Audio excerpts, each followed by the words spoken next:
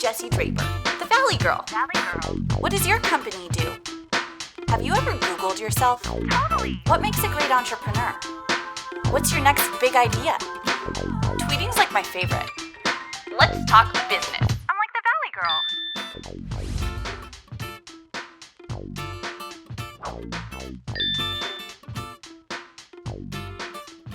Oh, hot.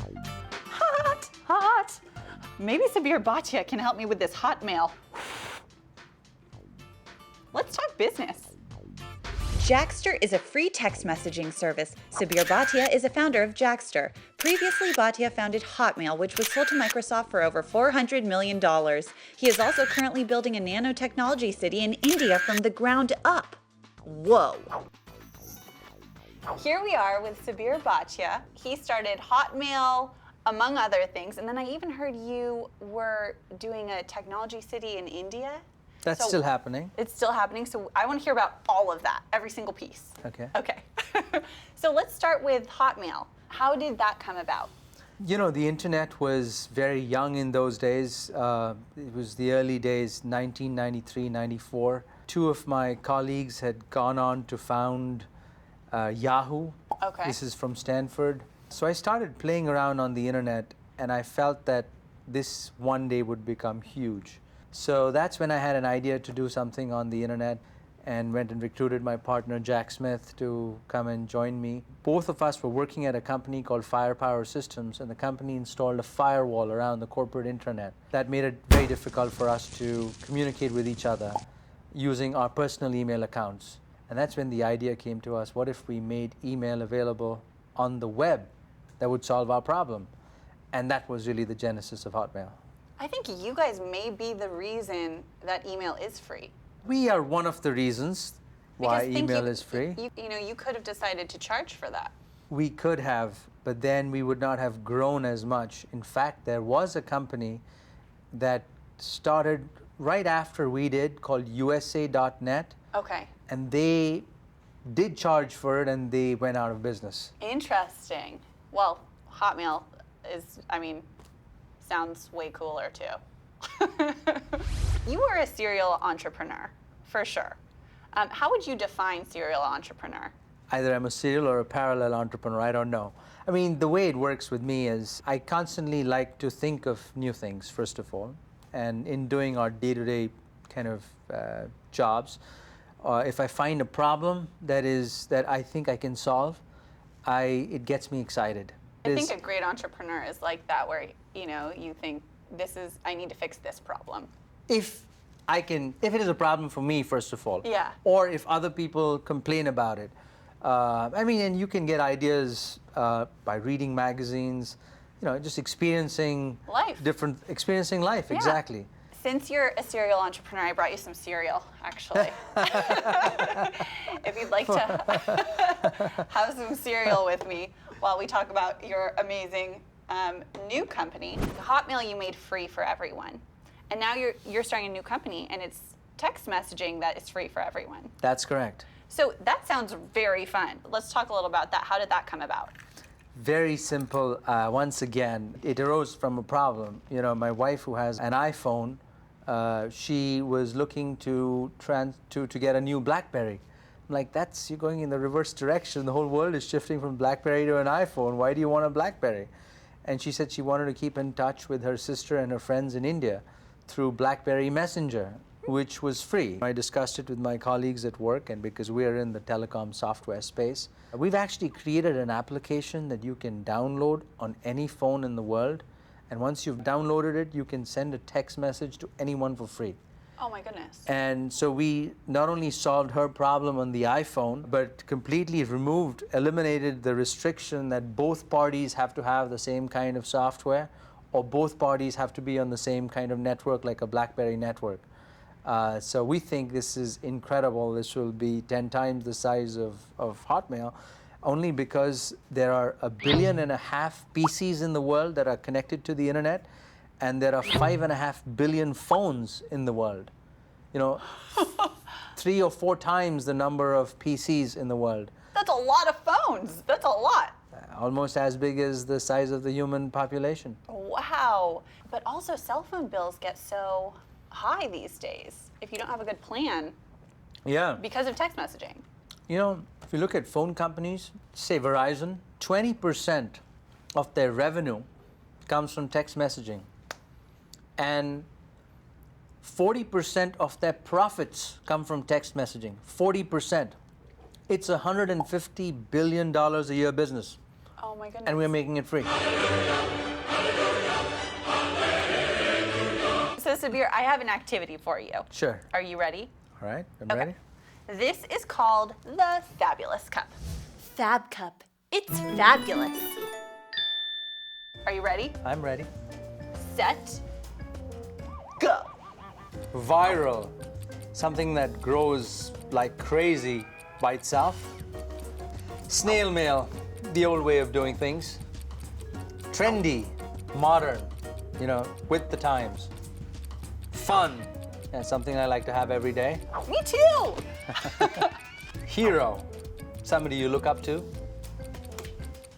And startup, where I like to spend all my time. Awesome. Good job. High five. Thank you. Rock star. Let's talk about this technology city you're building in India. What do you mean by technology city? It's like replicating Silicon Valley. There isn't a Silicon Valley in India. It's kind of loosely in a place called Bangalore. But our whole idea is, what if we concentrated a system of universities and then attracted the right kinds of companies to be part of the city? We could really replicate the whole vibrance of Silicon Valley.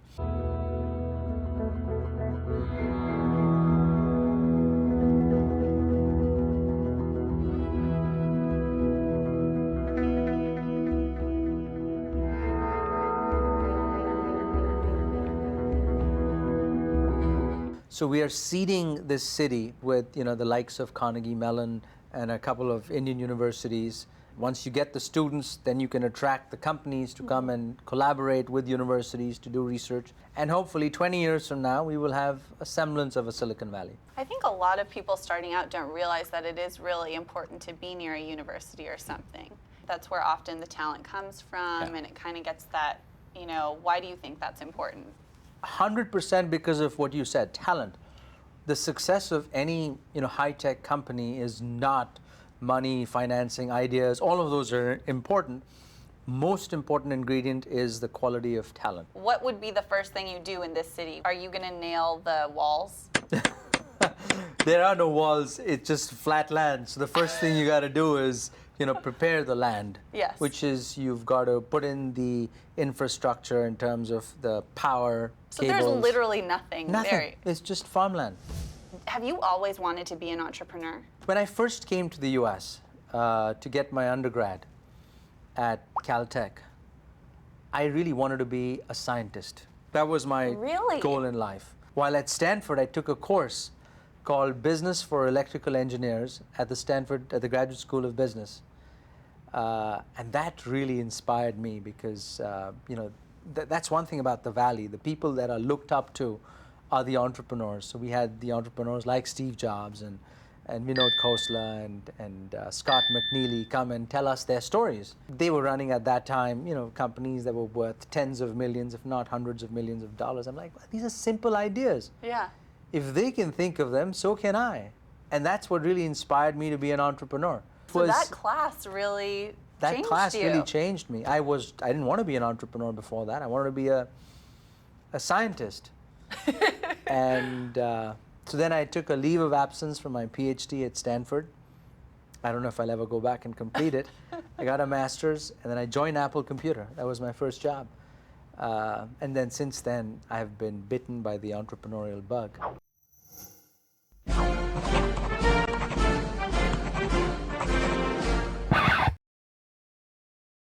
I think that you're one of the forefathers of email, so I think there's no reason you shouldn't create the constitution of email. Okay. Okay? What should be our first rule? Really avoid using all caps. Definitely. That's a good one. Avoid using all caps, because then it just sounds like you're shouting. Exactly. Complete sentences. Yeah. That's probably a good Try one. to improve your English, not shorten it in an email. Oh, I Email like is not that. a text. I like that. What are your like email pet peeves? You know? My pet peeves are where people keep having a conversation that's really meant for 2 people and all 20 people get involved in it. Yes. And it's one of these never-ending emails. Finally, they just go to junk and I stop reading them. Be polite. That's probably a good one. Sure. Just like in general. Be polite. And now for our last and final Constitution rule, what do you think? I try to finish my emails with some Smiley sort of face? cheers or Oh yeah. regards or something. End emails with something happy. Yeah. Do you want to draw the smiley face after happy? Sure. That was a good smiley face. Mine don't even have noses. Here's the thing. So we wrote a constitution. Where are we gonna send it? Who's gonna make this happen? The president. Okay, the president. So can you help me put this You've got the in right the size envelope too. Yeah. Sure. Can you help me put this in the envelope? Okay.